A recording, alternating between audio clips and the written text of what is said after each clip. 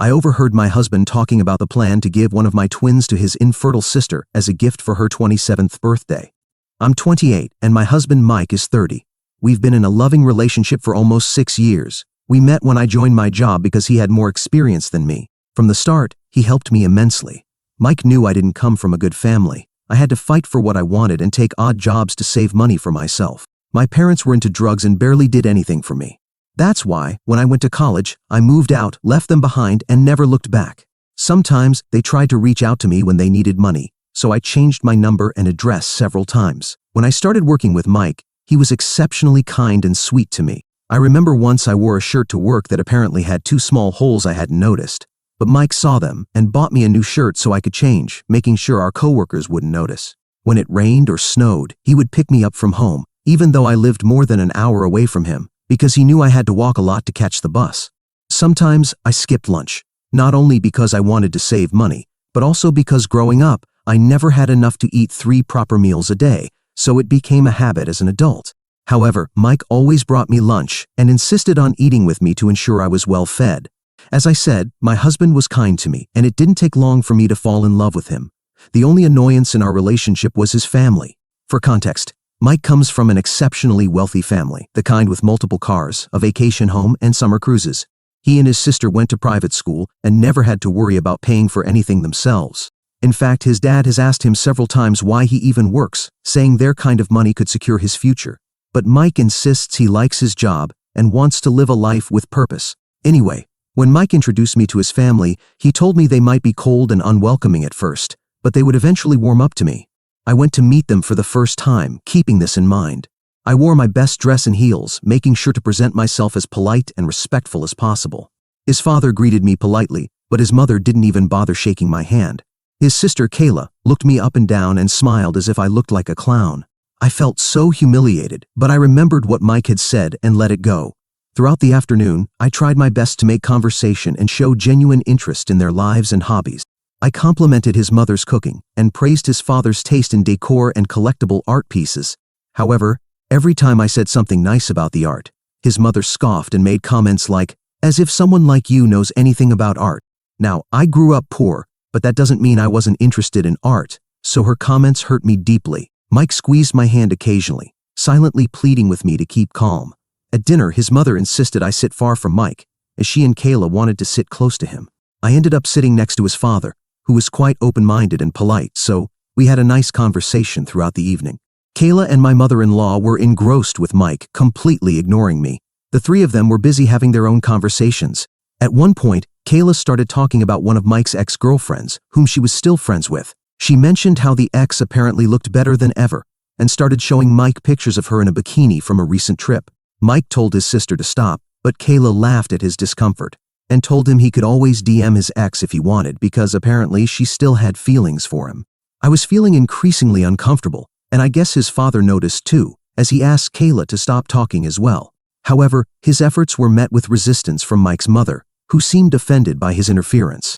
I was so uncomfortable with the family dynamics overall that when Mike excused himself from the table and asked me to come with him to show me his childhood room, I was grateful to escape the awkward situation. I followed Mike upstairs to his childhood refuge. Later, in his room, Mike apologized for his sister. He told me she had always been like this, even when they were growing up, constantly pushing him to date her friends and telling him how he should marry someone she approved of. I could feel he was genuinely sorry, so I let it go and informed him that it was better if we left. He agreed. It wasn't until later, when we were saying goodbye, that Mike's dad pulled me aside. His expression softened, and he admitted that he had been skeptical of me initially, but that my sincerity and efforts to connect had won him over. He apologized for his initial coldness and assured me I was welcome in their home anytime. He told me not to take his wife and Kayla's words seriously and said he was happy Mike had found someone like me. I felt relieved after hearing those words. From then on, I knew it would take a lot of effort on my part to impress my mother-in-law and sister-in-law if I ever wanted to be accepted by them.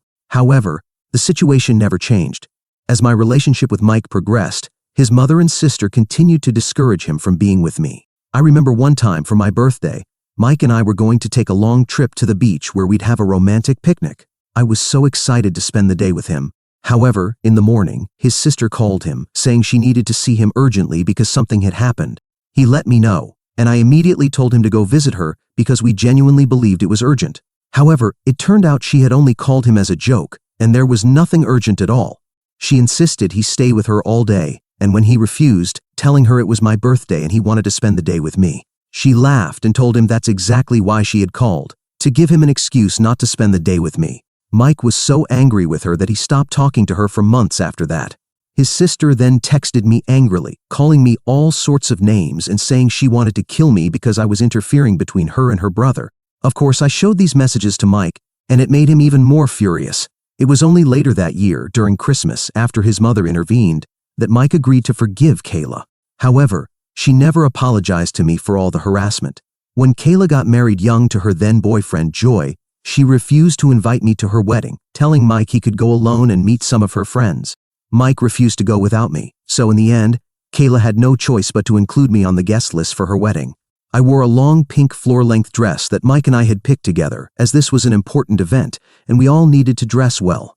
He told me how incredibly beautiful I looked, and during my sister-in-law's event, several other guests, including my father-in-law, also complimented me. Later, Kayla confronted me about how I had ruined her wedding by stealing the spotlight, even though other guests were also wearing floor-length dresses.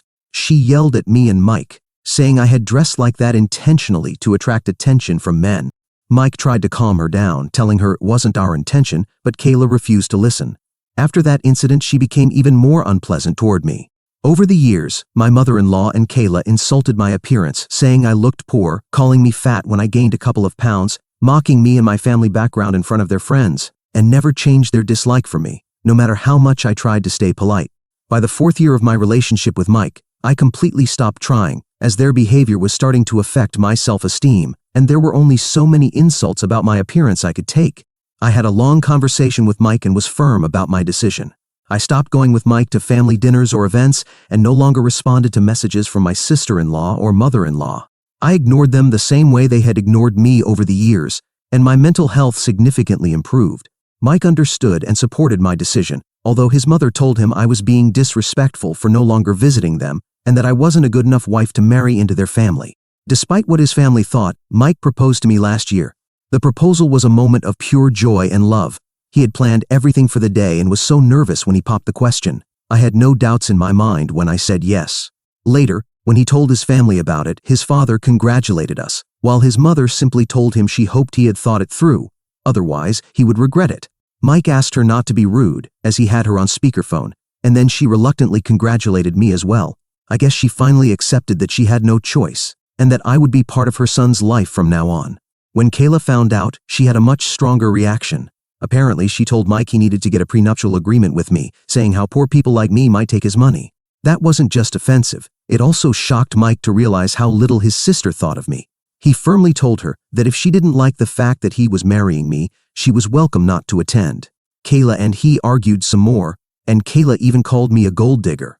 However, 2 days later, she texted me, apologizing for everything, and I thought maybe she and my mother-in-law had talked and realized there was nothing they could say or do at this point to drive her brother away from me. I told Mike I would be willing to sign a prenuptial agreement before our marriage because I wasn't marrying him for his money. I was marrying him because he was kind and supportive, and that's all I had ever wanted in life. I had a good job and was happy with what I had, so I didn't need anything else from him.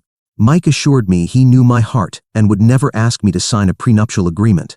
As the wedding approached, I wanted to look my best, so I started working out rigorously. Sometimes I posted selfies after the gym on my social media, and they were perfectly appropriate photos. I never posted anything provocative. However, one weekend, Mike came home after a family dinner and told me how Kayla and his mom had told him that I must be cheating on him since I posted all these photos deliberately to get attention from other men. He went on to say how he defended me and told them he didn't care about the photos. But Kayla told him that's how women start cheating on their partners, which made him think. He asked me directly if I was cheating on him, and I was stunned by his question. I firmly told him no and explained how I was even offended that he would ask me that. He began apologizing to me, telling me how his sister and mother had influenced him and that he would never have questioned me otherwise. For context, my account is private, and I have more female followers than male followers. To this day, I have no idea why my mother-in-law and Kayla would say such things to Mike, unless it was just to upset me. During the wedding, my mother-in-law and Kayla did everything possible to cause even more problems. Kayla kept saying how she wanted to be a bridesmaid, but I refused outright.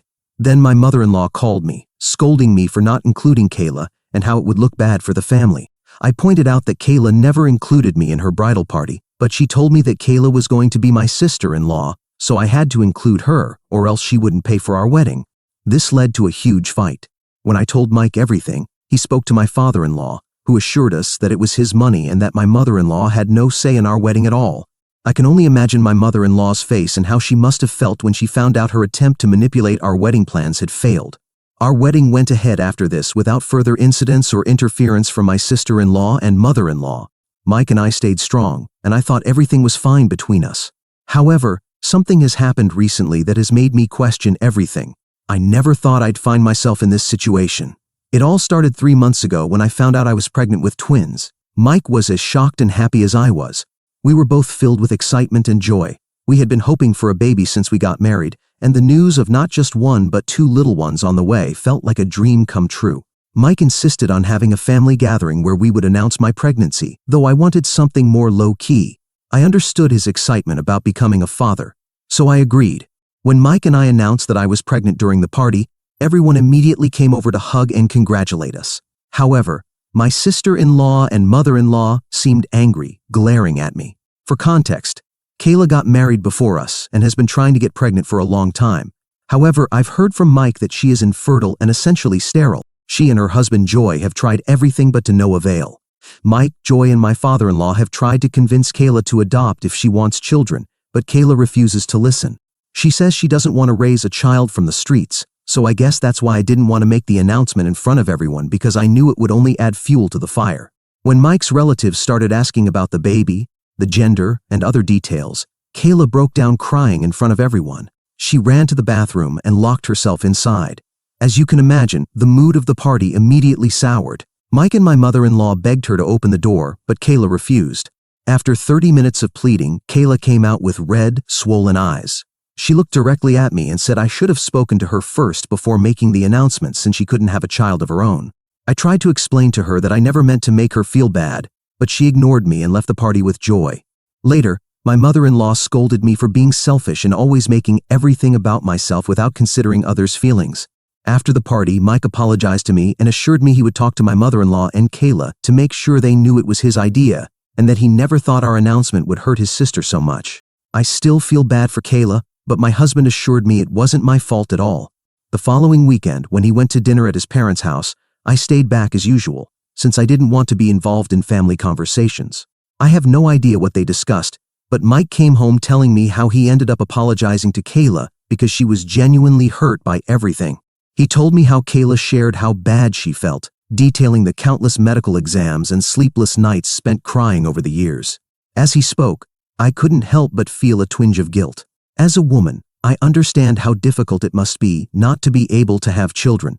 I realized that beneath the facade of resentment and animosity, there was a woman who was deeply hurting. Mike told me I should reach out to her, and I agreed. I messaged Kayla and apologized to her for not informing her about my pregnancy before the party. I told her I wanted to mend things between us before my twins were born so that we could start fresh as a family. To my surprise, Kayla responded with unexpected warmth and understanding. She thanked me for reaching out and acknowledged how poorly she had treated me in the past.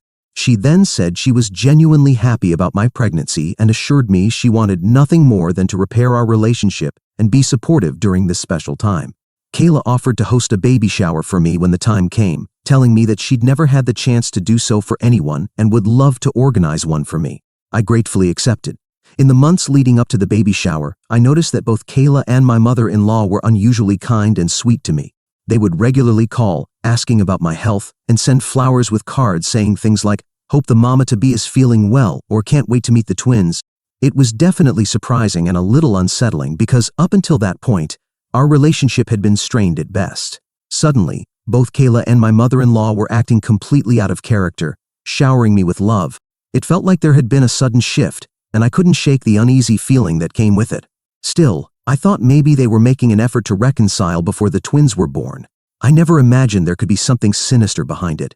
Despite my suspicions, I tried to stay optimistic and hoped that perhaps we were turning over a new leaf as a family. Mike continued visiting his family for dinner every weekend, and everything seemed fine on the surface. The day of my baby shower, I was surprised to see that Kayla had genuinely listened to all my suggestions and taken them into account when organizing the event. The event was everything I had hoped for and more, with friends and family gathered to celebrate the impending arrival of our twins. Unlike typical baby showers, the men in the family were also invited to the event. My father-in-law had brought multiple gifts for the twins. We were all having so much fun, playing baby shower games all afternoon. Kayla was polite, engaging with the guests, and ensuring everything ran smoothly. During the middle of one of our games, I had to excuse myself to use the restroom. After finishing, I had just stepped out of the bathroom when I overheard my husband and mother-in-law having a heated yet hushed argument in the hallway. Curiosity got the better of me, and I paused for a moment, straining to catch their words. They didn't know I was listening. At first, I thought it was just innocent talk, maybe about baby names or nursery decorations. But as I listened more closely, my heart sank. My mother-in-law was asking my husband if he had already had a conversation with me about their plan for the twins. Mike told her to lower her voice because someone might overhear them, but my mother-in-law insisted that the time was approaching and he needed to get serious and talk to me. Mike said he was working on it and that it wasn't an easy conversation to have. Then my mother-in-law told him he needed to have this discussion before the twins were born. Otherwise, they wouldn't be able to give one of the twins to Kayla in time for her 27th birthday. She told him how she had already agreed to Kayla's demands and that there was no way out since she had been expecting to receive a child for months. My eyes widened in shock as I processed the snippets of conversation I had just overheard. Immediately, I felt a wave of nausea, my heart pounding furiously. The simple idea struck me like a ton of bricks. They were discussing giving one of our twins to my sister-in-law as a birthday gift. I couldn't believe what I was hearing. It felt like a punch in the gut. I stood frozen as they continued discussing their plans as if it were the most normal thing in the world. My mind raced with a million thoughts and emotions, anger, pain, sadness, but above all, betrayal. I had thought my husband, mother-in-law, and sister-in-law were genuinely happy for our pregnancy, for our twins. But now I realized their happiness wasn't about our growing family. It was about their twisted plan to gift one of our babies. At that moment, I felt like I didn't even know my husband. How could he betray me like this? How could he even consider giving away our child? Our babies weren't gifts to be given. They were our children, our flesh and blood. I waited patiently for them to finish their conversation. I didn't want to be caught. And then I slowly walked out of the bathroom. I was trembling with fear and anger, yet I held myself together as best as I could in front of everyone. Since the baby shower, I've been plotting and thinking of a plan to escape this situation as quickly as possible. I cannot endanger my twins' future. This family is crazy, and I can't even trust my husband. I want to scream at him every time I see him, but I'm trying to pretend everything is fine so I can work on my escape plan. However, due to my pregnancy hormones, I worry a little about being the bad guy for leaving my husband without even giving him an explanation. I don't mind being a single mother, but should I give the father of my children a chance to explain himself before breaking up the family? Update 1. Thank you all for your advice and suggestions. I've read every comment and made my decision. I want to assure you that I will never let anyone take my baby. I've reached out to my best friend of many years and asked for help. She is as shocked as I am that my husband could plan something like this with his family. She agreed to come and help me move so that I can live with her while I file for divorce from my husband. Tonight will be the last night I spend in the same house as Mike, and tomorrow I will leave without a note or explanation because he doesn't deserve one. Update 2. It's been 2 weeks since my last update, and I wanted to let everyone know what has happened since then. As I mentioned before, I made the decision to divorce Mike after overhearing his conversation with his mother about their plan for our twins. It was a heartbreaking decision, but I knew it was the right one for me and my babies. With the help of my best friend, I packed up all my belongings and left our house while Mike was at work. It was a difficult and emotional moment as I walked out the doors, as I never imagined the day would come when I would leave my husband. But I know I have to prioritize the safety and well-being of myself and my unborn children. Since then, I have filed for divorce. Even though Mike has tried to contact me multiple times, I haven't blocked him because I want to remain civil with him until the divorce is finalized. Since Mike has no idea that I overheard him with his mother, he has sent me several text messages accusing me of betraying him and saying that his family was right all along. I haven't given him any explanation because I know that no matter what I say, he and his family will try to manipulate me. So for now, they can think what they want. The truth will come out during the divorce process. I have blocked my sister-in-law and mother-in-law, though I feel a little guilty for not answering my father-in-law's calls. I have no idea if he was involved in this plan or not, so I can't take the risk. I've spent the last few days crying, while my best friend has stayed by my side and hasn't left me alone. She has assured me that I'm not a bad mother for leaving a man like that, and has tried to ease my guilt. Since I will be a single mother from now on, I plan to return to work as soon as I can. My best friend, who works from home, has agreed to look after my twins when I rejoin the workforce. However, I have insisted on paying her for her time, as looking after twins won't be easy. I know this isn't a solid plan, and I wish I had reliable parents who could help me in this situation, but unfortunately, I don't. Additionally, my best friend will only help with childcare until I can get divorced from Mike. After that, with child support, I will be able to hire proper help. I know it won't be easy, but I am determined to create a safe and loving environment for my twins. I am grateful for the support and encouragement I have received from all of you during this difficult time. Update 3. Hello everyone. It's been 6 months since my last update. A lot has happened since then. First and foremost, I have given birth, and I am now the proud mother of my beautiful twins, Jackson and Beanie.